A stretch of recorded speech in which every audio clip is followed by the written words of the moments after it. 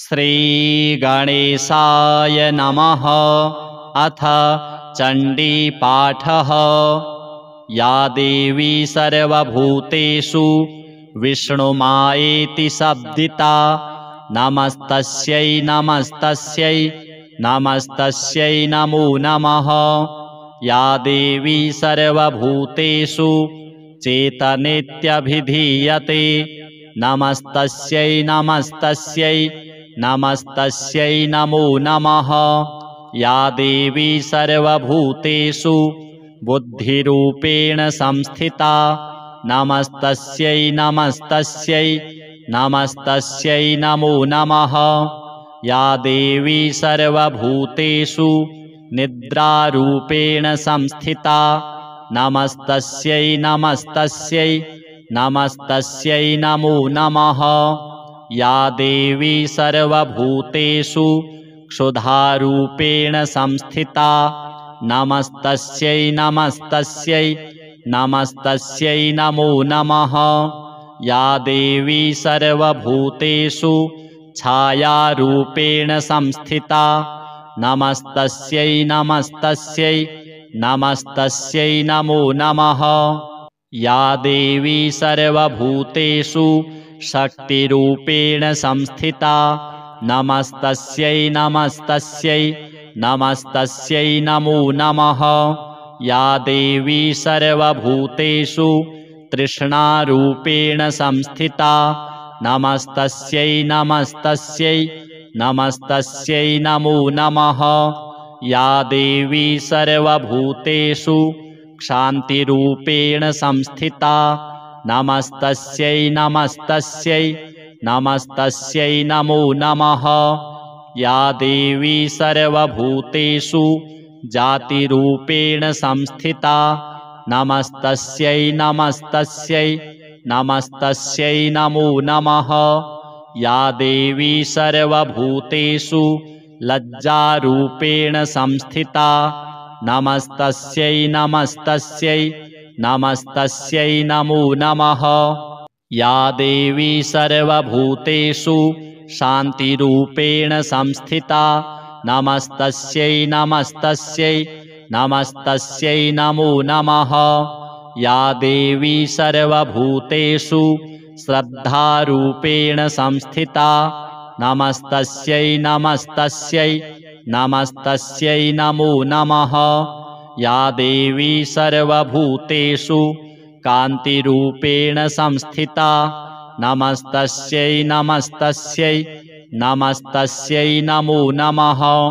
या देवी सर्वभूतेषु लक्ष्मीरूपेण संस्थिता, नमस्तस्यै नमस्तस्यै नमस्तस्यै नमो नमः। या देवी सर्वभूतेषु वृत्तिरूपेण संस्थिता, नमस्तस्यै नमस्तस्यै नमस्तस्यै नमो नमः। या देवी सर्वभूतेषु स्मृतिरूपेण संस्थिता, नमस्तस्यै नमस्तस्यै नमस्तस्यै नमो नमः। या देवी सर्वभूतेषु दयारूपेण संस्थिता, नमस्तस्यै नमस्तस्यै नमस्तस्यै नमो नमः। या देवी सर्वभूतेषु तुष्टिरूपेण संस्थिता, नमस्तस्यै नमस्तस्यै नमस्तस्यै नमो नमः। या देवी सर्वभूतेषु मातृरूपेण संस्थिता, नमस्तस्यै नमस्तस्यै नमस्तस्यै नमो नमः। या देवी सर्वभूतेषु भ्रान्तिरूपेण संस्थिता, नमस्तस्यै नमस्तस्यै नमस्तस्यै नमो नमः। इन्द्रियाणामधिष्ठात्री भूतानां चाखिलेषु या भूतेषु सततं तस्यै व्याप्तिदेव्यै नमो नमः।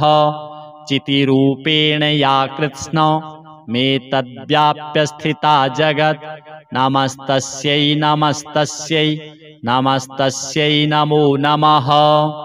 अथ श्री चण्डीमाला मन्त्रः। विनियोगः। ॐ अस्य श्री चण्डिकामाला मन्त्रस्य मार्कण्डेय ऋषिः अनुष्टुप् छन्दः श्रीचण्डिका देवता। ॐ ह्रः बीजम् ॐ सौं शक्तिः ॐ कीलकम् मम श्रीचण्डिका प्रसादसिद्ध्यर्थं सकलजनवश्यार्थं श्रीचण्डिकामाला मन्त्रजपे विनियोगः। ऋष्यादिन्यासः। ॐ मार्कण्डेय ऋषये नमः।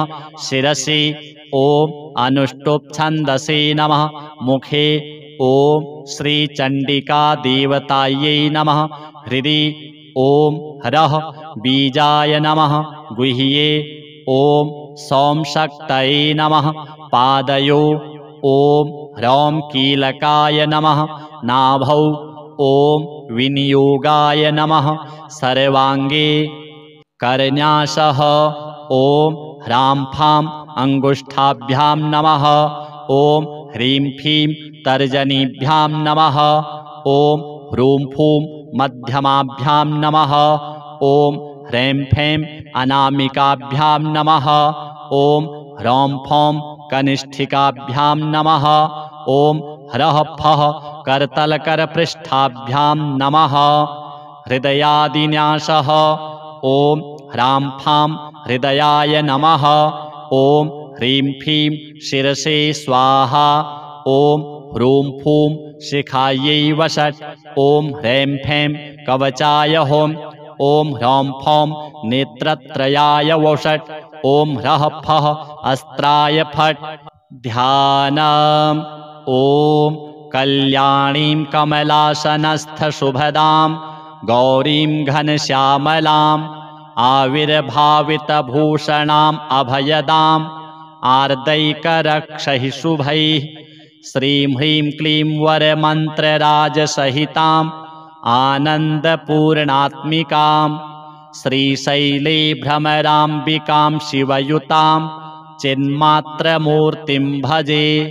ॐ ह्रः ॐ सौं ॐ ह्रौं ॐ श्रीं ह्रीं क्लीं श्रीर्जय जय चण्डिका चामुण्डे चण्डिके त्रिदशमुकुटकोटिसङ्घटित चरणारविन्दे गायत्री सावित्री सरस्वती अहिकृताभरणे भैरवरूपधारिणी प्रकटित दंष्ट्रोग्रवदने घोरानननयने ज्वलज्ज्वालासहस्रपरिवृते महाट्टहासधवलीकृतदिगन्तरे सर्वयुगपरिपूर्णे कपालहस्ते गजाजीनोत्तरीयभूतवेतालपरिवृते अकम्पितधराधरे मधुकैटभ महिषासुरधूम्रलोचन चण्डमुण्डरक्तबीज शुम्भनिशुम्भदैत्यनिकृन्ते कालरात्रिमहामाये शिवे नित्ये। ॐ ऐं ह्रीं ऐन्द्री आग्नेयी याम्ये नैररिति वारुणी वायवी कौबेरी ऐशानी ब्रह्मविष्णुशिवस्थिते त्रिभुवनधराधरे वामे ज्येष्ठे रौद्रि अम्बिके ब्राह्मी माहेश्वरी कौमारी वैष्णवी वाराहीन्द्राणि ईशानी महालक्ष्मी इति स्थिते महोग्रविष महाविशोरग फणामणि मुकुटरत्न महाज्वालामल मणिमहाहिहार बाहुकहोत्तमाङ्गन वररत्ननिधि कोटितत्त्वबाहुजिह्वा वाणी शब्दस्पर्शरूपरसगन्धात्मिके क्षितिसाहसमध्यस्थिते महोज्ज्वल महाविशोप विषगन्धर्व विद्याधराधिपते। ॐ ऐंकारा ॐ ह्रींकारा ॐ क्लींकारा हस्ते। ॐ आं ह्रीं क्रों अनग्ने नग्ने पाते प्रवेशय प्रवेशय। ॐ द्रां द्रीं शोषय शोषय। ॐ द्रां द्रीं मोहय मोहय। ॐ क्लां क्लीं दीपय दीपय। ॐ ब्लूं ब्लूं सन्तापय सन्तापय। ॐ सौं सौं उन्मादय उन्मादय। ॐ म्लैं म्लैं मोहय मोहय। ॐ खां खां शोधय शोधय ॐ द्यां द्यां उन्मादय उन्मादय ॐ ह्रीं ह्रीं आवेशय आवेशय ॐ स्त्रीं स्त्रीं उच्छादय उच्छादय ॐ स्त्रीं स्त्रीं आकर्षय आकर्षय ॐ हुं हुं आस्फोटय आस्फोटय ॐ त्रूं त्रूं त्रोटय त्रोटय ॐ छां छां छेदय छेदय ॐ क्रूं क्रूं उच्चाटय उच्चाटय ॐ हूं हूं हन हन ॐ ह्रां ह्रां मारय मारय ॐ घ्रीं घ्रीं घर्षय घर्षय ॐ स्वीं स्वीं विध्वंसय विध्वंसय ॐ प्लूं प्लूं प्लावय प्लावय ॐ भ्रां भ्रां भ्रामय भ्रामय ॐ म्रां म्रां दर्शय दर्शय ॐ दां दां दिशां बन्धय बन्धय ॐ दीं दीं वर्तिनामेकाग्रचित्ता विशीकुरुतेऽङ्गये ॐ ह्रां ह्रीं ह्रूं ह्रैं ह्रौं ह्रः ॐ फ्रां फ्रीं फ्रूं फ्रैं फ्रौं फ्रः ॐ चामुण्डायै विच्चे स्वाहा मम सकलमनोरथं देहि सर्वोपद्रवं निवारय निवारय अमुकं वशे कुरु कुरु भूतप्रेतपिशाच ब्रह्मपिशाच ब्रह्मराक्षस यक्ष यमदूत शाकिनी डाकिनी सर्वस्वापदतस्करादिकं नाशय नाशय मारय मारय भञ्जय भञ्जय ॐ ह्रीं श्रीं क्लीं स्वाहा श्रीचण्डिकादेव्यार्पणमस्तु। अथ चण्डीपाठः। या देवी सर्वभूतेषु विष्णुमायेति शब्दिता नमस्तस्यै नमस्तस्यै नमस्तस्यै नमो नमः। या देवी सर्वभूतेषु चेतनेत्यभिधीयते नमस्तस्यै नमस्तस्यै नमस्तस्यै नमो नमः। या देवी सर्वभूतेषु बुद्धिरूपेण संस्थिता नमस्तस्यै नमस्तस्यै नमस्तस्यै नमो नमः। या देवी सर्वभूतेषु निद्रारूपेण संस्थिता नमस्तस्यै नमस्तस्यै नमस्तस्यै नमो नमः। या देवी सर्वभूतेषु क्षुधारूपेण संस्थिता नमस्तस्यै नमस्तस्यै नमस्तस्यै नमो नमः। या देवी सर्वभूतेषु छायारूपेण संस्थिता नमस्तस्यै नमस्तस्यै नमस्तस्यै नमो नमः। या देवी सर्वभूतेषु शक्तिरूपेण संस्थिता नमस्तस्यै नमस्तस्यै नमस्तस्यै नमो नमः। या देवी सर्वभूतेषु तृष्णारूपेण संस्थिता नमस्तस्यै नमस्तस्यै नमस्तस्यै नमो नमः। या देवी सर्वभूतेषु क्षान्तिरूपेण संस्थिता नमस्तस्यै नमस्तस्यै नमस्तस्यै नमो नमः। या देवी सर्वभूतेषु जातिरूपेण संस्थिता नमस्तस्यै नमस्तस्यै नमस्तस्यै नमो नमः। या देवी सर्वभूतेषु लज्जारूपेण संस्थिता नमस्तस्यै नमस्तस्यै नमस्तस्यै नमो नमः। या देवी सर्वभूतेषु शान्तिरूपेण संस्थिता नमस्तस्यै नमस्तस्यै नमस्तस्यै नमो नमः। या देवी सर्वभूतेषु श्रद्धारूपेण संस्थिता नमस्तस्यै नमस्तस्यै नमस्तस्यै नमो नमः। या देवी सर्वभूतेषु कान्तिरूपेण संस्थिता नमस्तस्यै नमस्तस्यै नमस्तस्यै नमो नमः। या देवी सर्वभूतेषु लक्ष्मीरूपेण संस्थिता नमस्तस्यै नमस्तस्यै नमस्तस्यै नमो नमः। या देवी सर्वभूतेषु वृत्तिरूपेण संस्थिता नमस्तस्यै नमस्तस्यै नमस्तस्यै नमो नमः। या देवी सर्वभूतेषु स्मृतिरूपेण संस्थिता नमस्तस्यै नमस्तस्यै नमस्तस्यै नमो नमः। या देवी सर्वभूतेषु दयारूपेण संस्थिता नमस्तस्यै नमस्तस्यै नमस्तस्यै नमो नमः। या देवी सर्वभूतेषु तुष्टिरूपेण संस्थिता नमस्तस्यै नमस्तस्यै नमस्तस्यै नमो नमः।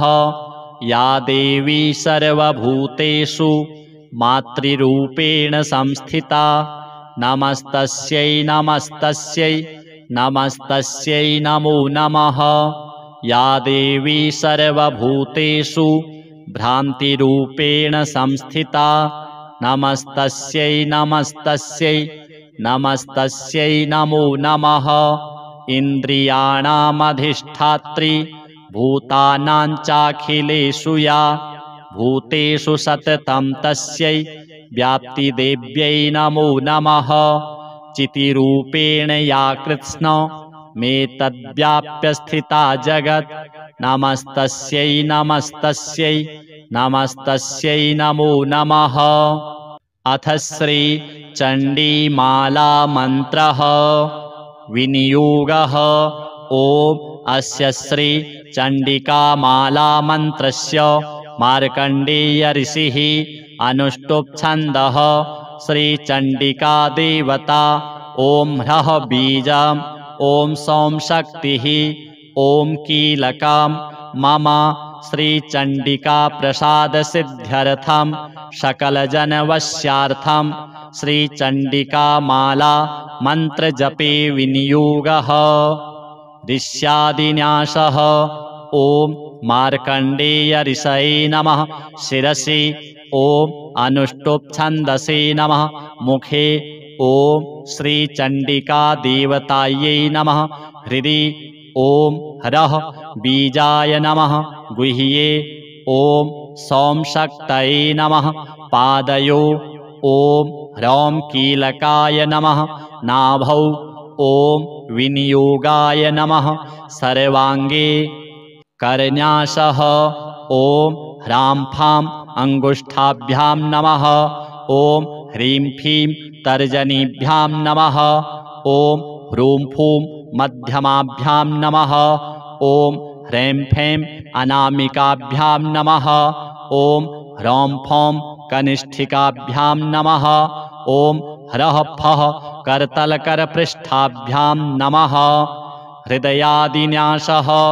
ॐ ह्रां फां हृदयाय नमः। ॐ ह्रीं फीं शिरसे स्वाहा। ॐ ह्रूं फूं शिखायै वषट्। ॐ ह्रैं फैं कवचाय हों। ॐ ह्रौं फौं नेत्रत्रयाय वषट्। ॐ ह्रः फः अस्त्राय फट्। ध्यानम्। ॐ कल्याणीं कमलासनस्थशुभदां गौरीं घनश्यामलाम् आविर्भावितभूषणाम् अभयदाम् आर्दैकरक्षैः शुभैः श्रीं ह्रीं क्लीं वरमन्त्रराजसहिताम् आनन्दपूर्णात्मिकाम् श्रीशैले भ्रमराम्बिकां शिवयुतां चिन्मात्रमूर्तिं भजे। ॐ ह्रः ॐ सौं ॐ ह्रौं ॐ श्रीं ह्रीं क्लीं श्रीर्जय जय चण्डिका चामुण्डे चण्डिके त्रिदशमुकुटकोटिसङ्घटितचरणारविन्दे गायत्री सावित्री सरस्वती अहिकृताभरणे भैरवरूपधारिणी प्रकटितदंष्ट्रोग्रवदने घोरानननयने ज्वलज्ज्वालासहस्रपरिवृते महाट्टहासधवलीकृतदिगन्तरे सर्वयुगपरिपूर्णे कपालहस्ते गजाजीनोत्तरीयभूतवेतालपरिवृते अकम्पितधराधरे मधुकैटभ महिषासुरधूम्रलोचन चण्डमुण्डरक्तबीज शुम्भनिशुम्भदैत्यनिकृन्ते कालरात्रिमहामाये शिवे नित्ये ॐ ऐं ह्रीं ऐन्द्री आग्नेयी याम्ये नैररिति वारुणी वायवी कौबेरी ऐशानी ब्रह्मविष्णुशिवस्थिते त्रिभुवनधराधरे वामे ज्येष्ठे रौद्रि अम्बिके ब्राह्मी माहेश्वरी कौमारी वैष्णवी वाराहीन्द्राणि ईशानी महालक्ष्मी इति स्थिते महोग्रविष महाविशोरग फणामणि मुकुटरत्न महाज्वालामल मणिमहाहिहार बाहुकहोत्तमाङ्गन वररत्ननिधि कोटितत्त्वबाहुजिह्वा वाणी शब्दस्पर्शरूपरसगन्धात्मिके क्षितिसाहसमध्यस्थिते महोज्ज्वल महाविशोप विषगन्धर्वविद्याधराधिपते ॐ ऐंकारा ॐ ह्रींकारा ॐ क्लींकारा हस्ते ॐ आं ह्रीं क्रों अनग्ने नग्ने पाते प्रवेशय प्रवेशय ॐ द्रां द्रीं शोषय शोषय ॐ द्रां द्रीं मोहय मोहय ॐ क्लां क्लीं दीपय दीपय ॐ ब्लूं ब्लूं सन्तापय सन्तापय ॐ सौं सौं उन्मादय उन्मादय ॐ म्लें म्लें मोहय मोहय ॐ खां खां शोधय शोधय ॐ द्यां द्यां उन्मादय उन्मादय ॐ ह्रीं ह्रीं आवेशय आवेशय ॐ स्त्रीं स्त्रीं उच्छादय उच्छादय ॐ स्त्रीं स्त्रीं आकर्षय आकर्षय ॐ हुं हुं आस्फोटय आस्फोटय ॐ त्रूं त्रूं त्रोटय त्रोटय ॐ छां छां छेदय छेदय ॐ क्रूं क्रूं उच्चाटय उच्चाटय ॐ हूं हूं हन हन ॐ ह्रां ह्रां मारय मारय ॐ घ्रीं घ्रीं घर्षय घर्षय ॐ स्वीं स्वीं विध्वंसय विध्वंसय ॐ प्लूं प्लूं प्लावय प्लावय ॐ भ्रां भ्रां भ्रामय भ्रामय ॐ म्रां म्रां दर्शय दर्शय ॐ दां दां दिशां बन्धय बन्धय ॐ दीं दीं वर्तिनामेकाग्रचित्ता विशिकुरुतेऽङ्गये ॐ ह्रां ह्रीं ह्रूं ह्रैं ह्रौं ह्रः ॐ फ्रां फ्रीं फ्रूं फ्रैं फ्रौं फ्रः ॐ चामुण्डायै विच्चे स्वाहा मम सकलमनोरथं देहि सर्वोपद्रवं निवारय निवारय अमुकं वशे कुरु कुरु भूतप्रेतपिशाच ब्रह्मपिशाच ब्रह्मराक्षस यक्ष यमदूत शाकिनी डाकिनी सर्वस्वापदतस्करादिकं नाशय नाशय मारय मारय भञ्जय भञ्जय ॐ ह्रीं श्रीं क्लीं स्वाहा श्रीचण्डिकादेव्यार्पणमस्तु। अथ चण्डीपाठः। या देवी सर्वभूतेषु विष्णुमायेति शब्दिता नमस्तस्यै नमस्तस्यै नमस्तस्यै नमो नमः। या देवी सर्वभूतेषु चेतनेत्यभिधीयते नमस्तस्यै नमस्तस्यै नमस्तस्यै नमो नमः। या देवी सर्वभूतेषु बुद्धिरूपेण संस्थिता नमस्तस्यै नमस्तस्यै नमस्तस्यै नमो नमः। या देवी सर्वभूतेषु निद्रारूपेण संस्थिता नमस्तस्यै नमस्तस्यै नमस्तस्यै नमो नमः। या देवी सर्वभूतेषु क्षुधारूपेण संस्थिता नमस्तस्यै नमस्तस्यै नमस्तस्यै नमो नमः। या देवी सर्वभूतेषु छायारूपेण संस्थिता नमस्तस्यै नमस्तस्यै नमस्तस्यै नमो नमः। या देवी सर्वभूतेषु शक्तिरूपेण संस्थिता नमस्तस्यै नमस्तस्यै नमस्तस्यै नमो नमः। या देवी सर्वभूतेषु तृष्णारूपेण संस्थिता नमस्तस्यै नमस्तस्यै नमस्तस्यै नमो नमः। या देवी सर्वभूतेषु क्षान्तिरूपेण संस्थिता नमस्तस्यै नमस्तस्यै नमस्तस्यै नमो नमः। या देवी सर्वभूतेषु जातिरूपेण संस्थिता नमस्तस्यै नमस्तस्यै नमस्तस्यै नमो नमः। या देवी सर्वभूतेषु लज्जारूपेण संस्थिता नमस्तस्यै नमस्तस्यै नमस्तस्यै नमो नमः। या देवी सर्वभूतेषु शान्तिरूपेण संस्थिता नमस्तस्यै नमस्तस्यै नमस्तस्यै नमो नमः। या देवी सर्वभूतेषु श्रद्धारूपेण संस्थिता नमस्तस्यै नमस्तस्यै नमस्तस्यै नमो नमः। या देवी सर्वभूतेषु कान्तिरूपेण संस्थिता नमस्तस्यै नमस्तस्यै नमस्तस्यै नमो नमः। या देवी सर्वभूतेषु लक्ष्मीरूपेण संस्थिता नमस्तस्यै नमस्तस्यै नमस्तस्यै नमो नमः। या देवी सर्वभूतेषु वृत्तिरूपेण संस्थिता नमस्तस्यै नमस्तस्यै नमस्तस्यै नमो नमः। या देवी सर्वभूतेषु स्मृतिरूपेण संस्थिता नमस्तस्यै नमस्तस्यै नमस्तस्यै नमो नमः। या देवी सर्वभूतेषु दयारूपेण संस्थिता नमस्तस्यै नमस्तस्यै नमस्तस्यै नमो नमः। या देवी सर्वभूतेषु तुष्टिरूपेण संस्थिता नमस्तस्यै नमस्तस्यै नमस्तस्यै नमो नमः।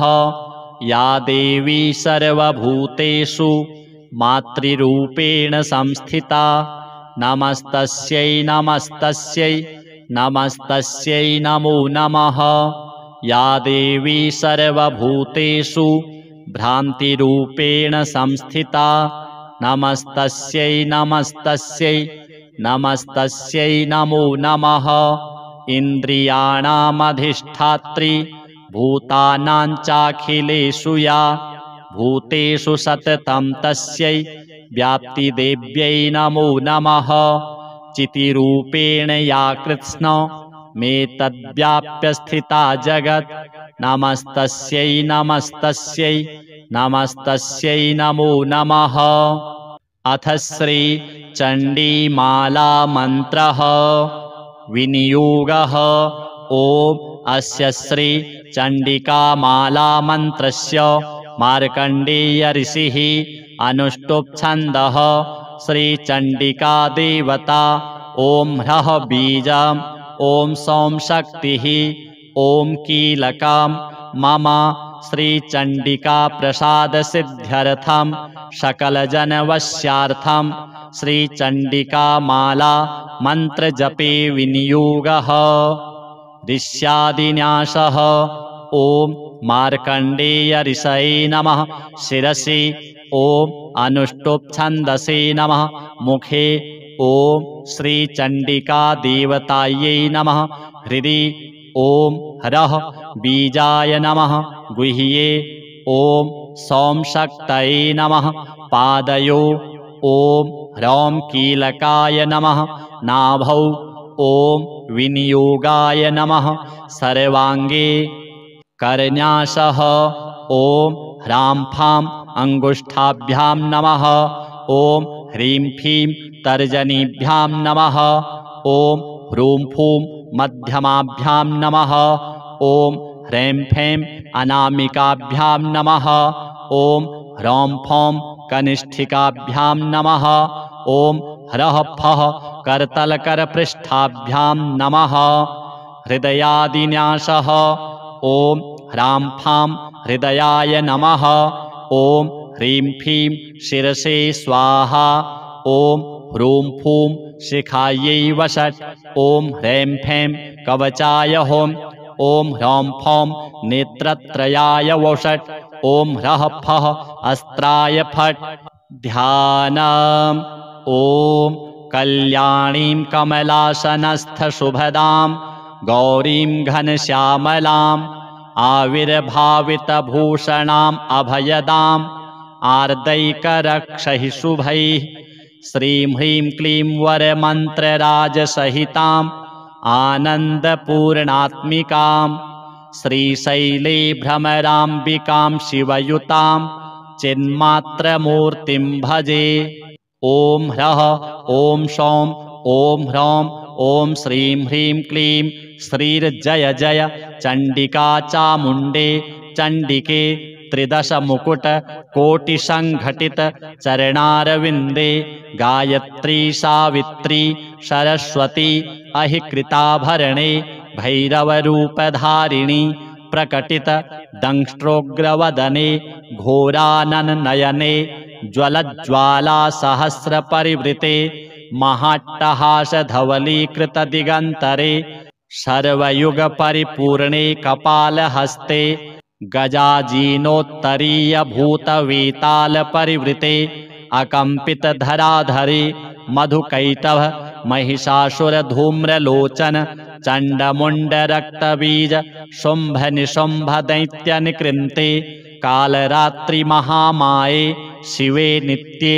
ॐ ऐं ह्रीं ऐन्द्री आग्नेयी याम्ये नैररिति वारुणी वायवी कौबेरी ऐशानी ब्रह्मविष्णुशिवस्थिते त्रिभुवनधराधरे वामे ज्येष्ठे रौद्रि अम्बिके ब्राह्मी माहेश्वरी कौमारी वैष्णवी वाराहीन्द्राणि ईशानी महालक्ष्मी इति स्थिते महोग्रविष महाविशोरग फणामणि मुकुटरत्न महाज्वालामल मणिमहाहिहार बाहुकहोत्तमाङ्गन वररत्ननिधि कोटितत्त्वबाहुजिह्वावाणी शब्दस्पर्शरूपरसगन्धात्मिके क्षितिसाहसमध्यस्थिते महोज्ज्वल महाविशोप विषगन्धर्वविद्याधराधिपते। ॐ ऐंकारा ॐ ह्रींकारा ॐ क्लींकारा हस्ते। ॐ आं ह्रीं क्लौं अनग्ने नग्ने पाते प्रवेशय प्रवेशय। ॐ द्रां द्रीं शोषय शोषय। ॐ द्रां द्रीं मोहय मोहय। ॐ क्लां क्लीं दीपय दीपय। ॐ ब्लूं ब्लूं सन्तापय सन्तापय। ॐ सौं सौं उन्मादय उन्मादय। ॐ म्लें म्लें मोहय मोहय। ॐ खां खां शोधय शोधय। ॐ द्यां द्यां उन्मादय उन्मादय। ॐ ह्रीं ह्रीं आवेशय आवेशय। ॐ स्त्रीं स्त्रीं उच्छादय उच्छादय। ॐ स्त्रीं स्त्रीं आकर्षय आकर्षय। ॐ हुं हुं आस्फोटय आस्फोटय। ॐ त्रूं त्रूं त्रोटय त्रोटय। ॐ छां छां छेदय छेदय। ॐ क्रूं क्रूं उच्चाटय उच्चाटय। ॐ हूं हूं हन हन। ॐ ह्रां ह्रां मारय मारय। ॐ घ्रीं घ्रीं घर्षय घर्षय। ॐ स्वीं स्वीं विध्वंसय विध्वंसय। ॐ प्लूं प्लूं प्लावय प्लावय। ॐ भ्रां भ्रां भ्रामय भ्रामय। ॐ म्रां म्रां दर्शय दर्शय। ॐ दां दां दिशां बन्धय बन्धय। ॐ दीं दीं वर्तिनामेकाग्रचित्ता विशीकुरुतेऽङ्गये। ॐ ह्रां ह्रीं ह्रूं ह्रैं ह्रौं ह्रः। ॐ फ्रां फ्रीं फ्रूं फ्रैं फ्रौं फ्रः। ॐ चामुण्डायै विच्चे स्वाहा। मम सकलमनोरथं देहि सर्वोपद्रवं निवारय निवारय। अमुकं वशे कुरु कुरु भूतप्रेतपिशाच ब्रह्मपिशाच ब्रह्मराक्षस यक्ष यमदूत शाकिनी डाकिनी सर्वस्वापदतस्करादिकं नाशय नाशय मारय मारय भञ्जय भञ्जय ॐ ह्रीं श्रीं क्लीं स्वाहा। श्रीचण्डिकादेव्यार्पणमस्तु। अथ चण्डीपाठः। या देवी सर्वभूतेषु विष्णुमायेति शब्दिता नमस्तस्यै नमस्तस्यै नमस्तस्यै नमो नमः।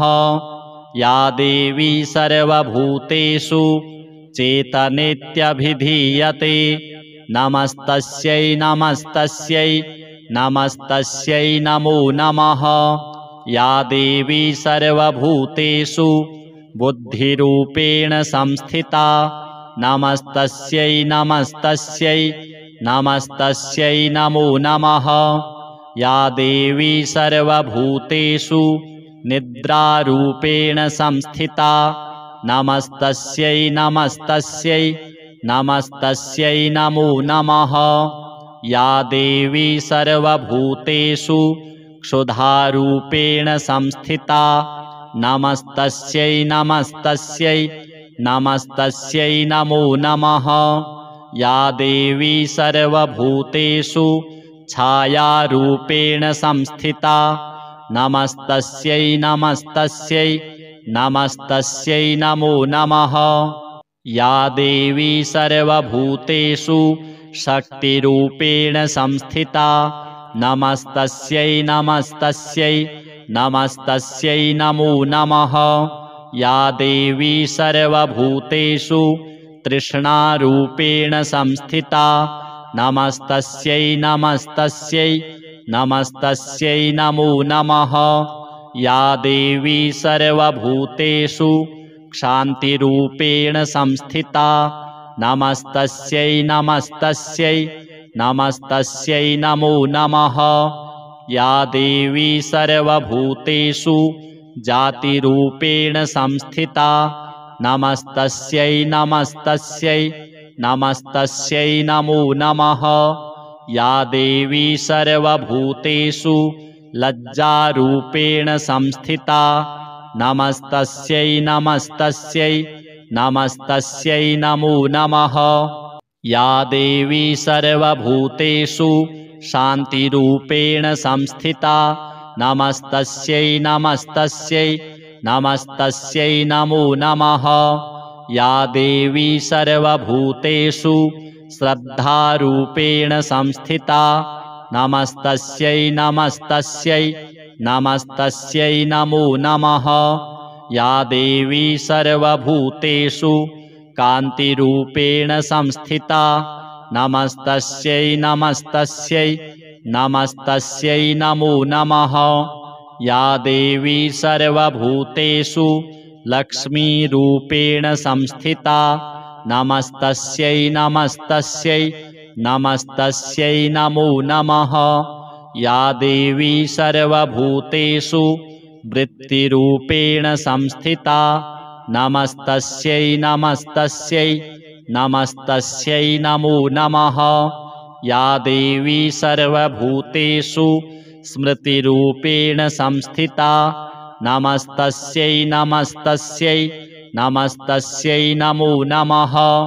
या देवी सर्वभूतेषु दयारूपेण संस्थिता नमस्तस्यै नमस्तस्यै नमस्तस्यै नमो नमः।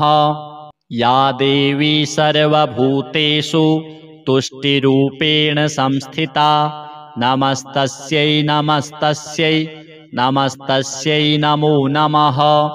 या देवी सर्वभूतेषु मातृरूपेण संस्थिता नमस्तस्यै नमस्तस्यै नमस्तस्यै नमो नमः। या देवी सर्वभूतेषु भ्रान्तिरूपेण संस्थिता नमस्तस्यै नमस्तस्यै नमस्तस्यै नमो नमः। इन्द्रियाणामधिष्ठात्री भूतानां चाखिलेषु या भूतेषु सततं तस्यै व्याप्तिदेव्यै नमो नमः चितिरूपेण या कृत्स्नो मे तद्व्याप्य स्थिता जगत् नमस्तस्यै नमस्तस्यै नमस्तस्यै नमो नमः अथ श्री चण्डीमाला मन्त्रः विनियोगः ॐ अस्य श्री चण्डिकामाला मन्त्रस्य मार्कण्डेय ऋषिः अनुष्टुप् छन्दः श्री चण्डिका देवता ॐ ह्रः बीजम् ॐ सौं शक्तिः ॐ कीलकं मम श्री चण्डिका प्रसाद सिद्ध्यर्थं सकलजनवश्यार्थं श्री चण्डिका माला मन्त्रजपे विनियोगः ऋष्यादिन्यासः ॐ मार्कण्डेय ऋषये नमः शिरसि ॐ अनुष्टुप् छन्दसे नमः मुखे ॐ श्री चण्डिका देवतायै नमः हृदि ॐ ह्रः बीजाय नमः गुह्ये ॐ सौं शक्तये नमः पादयो ॐ ह्रौं कीलकाय नमः नाभौ ॐ विनियोगाय नमः सर्वाङ्गे करन्यासः ॐ ह्रां फां अङ्गुष्ठाभ्यां नमः ॐ ह्रीं फीं तर्जनीभ्यां नमः ॐ ह्रूं फूं मध्यमाभ्यां नमः ॐ ह्रैं फैं अनामिकाभ्यां नमः ॐ ह्रौं फौं कनिष्ठिकाभ्यां नमः ॐ ह्रः फः करतलकरपृष्ठाभ्यां नमः हृदयादिन्यासः ॐ ह्रां फां हृदयाय नमः ॐ ह्रीं फीं शिरसे स्वाहा ॐ ह्रूं फूं शिखायै वषट् ॐ ह्रैं फैं कवचाय होम् ॐ ह्रौं फौं नेत्रत्रयाय वषट् ॐ ह्रः फः अस्त्राय फट् ध्यानम् ॐ कल्याणीं कमलासनस्थशुभदां गौरीं घनश्यामलाम् आविर्भावितभूषणाम् अभयदाम् आर्दैकरक्षैः शुभैः श्रीं ह्रीं क्लीं वरमन्त्रराजसहिताम् आनन्दपूर्णात्मिकां श्रीशैले भ्रमराम्बिकां शिवयुतां चिन्मात्रमूर्तिं भजे ॐ ह्रः ॐ सौं ॐ ह्रौं ॐ श्रीं ह्रीं क्लीं श्रीर्जय जय चण्डिका चामुण्डे चण्डिके त्रिदशमुकुट कोटिसङ्घटित चरणारविन्दे गायत्री सावित्री सरस्वती अहिकृताभरणे भैरवरूपधारिणी प्रकटित दंष्ट्रोग्रवदने घोरानननयने ज्वलज्ज्वालासहस्रपरिवृते महाट्टहासधवलीकृतदिगन्तरे सर्वयुगपरिपूर्णे कपालहस्ते गजाजीनोत्तरीयभूतवेतालपरिवृते अकम्पितधराधरे मधुकैटभ महिषासुरधूम्रलोचन चण्डमुण्डरक्तबीज शुम्भनिशुम्भदैत्यनिकृन्ते कालरात्रिमहामाये शिवे नित्ये ॐ ऐं ह्रीं ऐन्द्री आग्नेयी याम्ये नैररिति वारुणी वायवी कौबेरी ऐशानी ब्रह्मविष्णुशिवस्थिते त्रिभुवनधराधरे वामे ज्येष्ठे रौद्रि अम्बिके ब्राह्मी माहेश्वरी कौमारी वैष्णवी वाराहीन्द्राणि ईशानी महालक्ष्मी इति स्थिते महोग्रविष महाविशोरग फणामणि मुकुटरत्न महाज्वालामल मणिमहाहिहार बाहुकहोत्तमाङ्गन वररत्ननिधि कोटितत्त्वबाहुजिह्वा वाणी शब्दस्पर्शरूपरसगन्धात्मिके क्षितिसाहसमध्यस्थिते महोज्ज्वल महाविशोप विषगन्धर्वविद्याधराधिपते ॐ ऐंकारा ॐ ह्रींकारा ॐ क्लींकारा हस्ते ॐ आं ह्रीं क्रौं अनग्ने नग्ने पाते प्रवेशय प्रवेशय। ॐ द्रां द्रीं शोषय शोषय। ॐ द्रां द्रीं मोहय मोहय। ॐ क्लां क्लीं दीपय दीपय। ॐ ब्लूं ब्लूं सन्तापय सन्तापय। ॐ सौं सौं उन्मादय उन्मादय। ॐ म्लें म्लें मोहय मोहय। ॐ खां खां शोधय शोधय। ॐ द्यां द्यां उन्मादय उन्मादय। ॐ ह्रीं ह्रीं आवेशय आवेशय। ॐ स्त्रीं स्त्रीं उच्छादय उच्छादय। ॐ स्त्रीं स्त्रीं आकर्षय आकर्षय। ॐ हुं हुं आस्फोटय आस्फोटय। ॐ त्रूं त्रूं त्रोटय त्रोटय। ॐ छां छां छेदय छेदय। ॐ क्रूं क्रूं उच्चाटय उच्चाटय। ॐ हूं हूं हन हन। ॐ ह्रां ह्रां मारय मारय। ॐ घ्रीं घ्रीं घर्षय घर्षय। ॐ स्वीं स्वीं विध्वंसय विध्वंसय। ॐ प्लूं प्लूं प्लावय प्लावय। ॐ भ्रां भ्रां भ्रामय भ्रामय। ॐ म्रां म्रां दर्शय दर्शय। ॐ दां दां दिशां बन्धय बन्धय। ॐ दीं दीं वर्तिनामेकाग्रचित्ता विशीकुरुतेऽङ्गये। ॐ ह्रां ह्रीं ह्रूं ह्रैं ह्रौं ह्रः। ॐ फ्रां फ्रीं फ्रूं फ्रैं फ्रौं फ्रः। ॐ चामुण्डायै विच्चे स्वाहा। मम सकलमनोरथं देहि सर्वोपद्रवं निवारय निवारय। अमुकं वशे कुरु कुरु। भूतप्रेतपिशाच ब्रह्मपिशाच ब्रह्मराक्षस यक्ष यमदूत शाकिनी डाकिनी सर्वस्वापदतस्करादिकं नाशय नाशय। मारय मारय भञ्जय भञ्जय। ॐ ह्रीं श्रीं क्लीं स्वाहा। श्रीचण्डिकादेव्यार्पणमस्तु। अथ चण्डीपाठः। या देवी सर्वभूतेषु विष्णुमायेति शब्दिता नमस्तस्यै नमस्तस्यै नमस्तस्यै नमो नमः। या देवी सर्वभूतेषु चेतनेत्यभिधीयते नमस्तस्यै नमस्तस्यै नमस्तस्यै नमो नमः। या देवी सर्वभूतेषु बुद्धिरूपेण संस्थिता नमस्तस्यै नमस्तस्यै नमस्तस्यै नमो नमः। या देवी सर्वभूतेषु निद्रारूपेण संस्थिता नमस्तस्यै नमस्तस्यै नमस्तस्यै नमो नमः।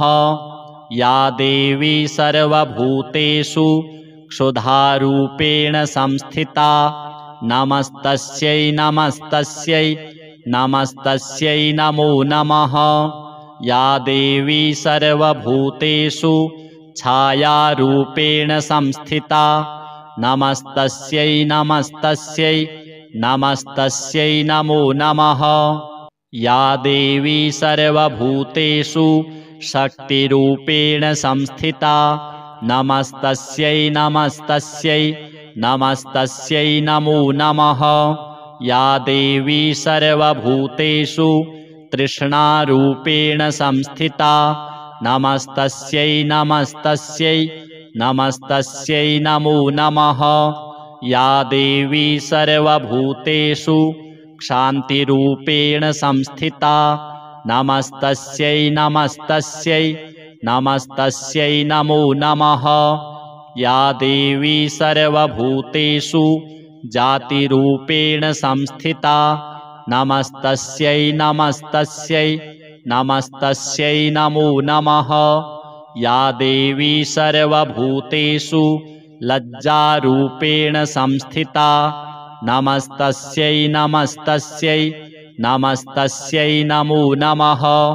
या देवी सर्वभूतेषु शान्तिरूपेण संस्थिता नमस्तस्यै नमस्तस्यै नमस्तस्यै नमो नमः।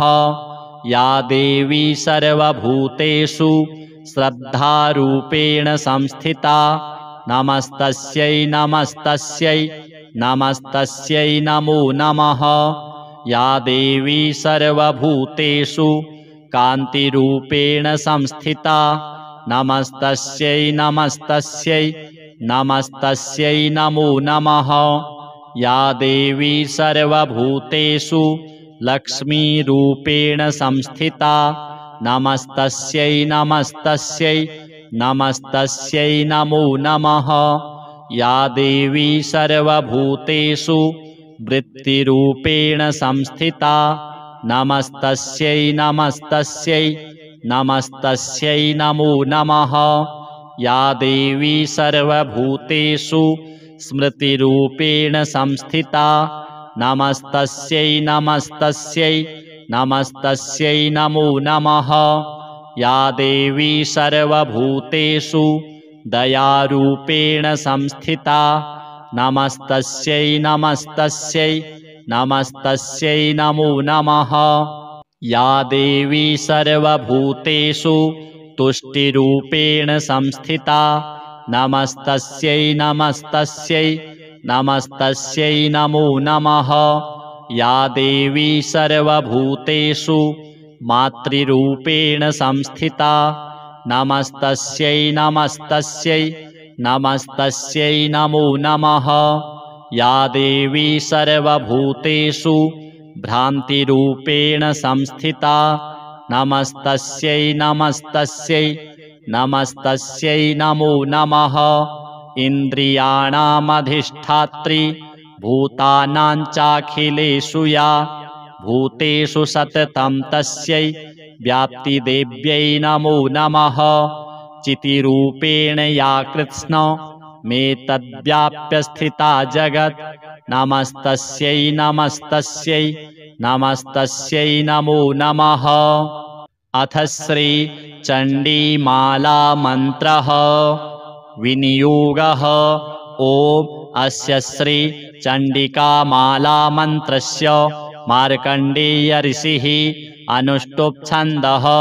श्रीचण्डिका देवता ॐ ह्रः बीजम् ॐ सौं शक्तिः ॐ कीलकं मम श्रीचण्डिका प्रसादसिद्ध्यर्थं सकलजनवश्यार्थं श्रीचण्डिकामाला मन्त्रजपे विनियोगः। ऋष्यादिन्यासः। ॐ मार्कण्डेय ऋषये नमः। शिरसि ॐ अनुष्टुप् छन्दसे नमः। मुखे ॐ श्रीचण्डिका देवतायै नमः। हृदि ॐ ह्रः बीजाय नमः। गुह्ये ॐ सौं शक्तये नमः। पादयो ॐ ह्रौं कीलकाय नमः। नाभौ ॐ विनियोगाय नमः। सर्वाङ्गे करन्यासः। ॐ ह्रां फां अङ्गुष्ठाभ्यां नमः। ॐ ह्रीं फीं तर्जनीभ्यां नमः। ॐ ह्रूं फूं मध्यमाभ्यां नमः। ॐ ह्रैं फैं अनामिकाभ्यां नमः। ॐ ह्रौं फौं कनिष्ठिकाभ्यां नमः। ॐ ह्रः फः करतलकरपृष्ठाभ्यां नमः। हृदयादिन्यासः। ॐ ह्रां फां हृदयाय नमः। ॐ ह्रीं फीं शिरसे स्वाहा। ॐ ह्रूं फूं शिखायै वषट्। ॐ ह्रैं फैं कवचाय होम्। ॐ ह्रौं फौं नेत्रत्रयाय वषट्। ॐ ह्रः फः अस्त्राय फट्। ध्यानम्।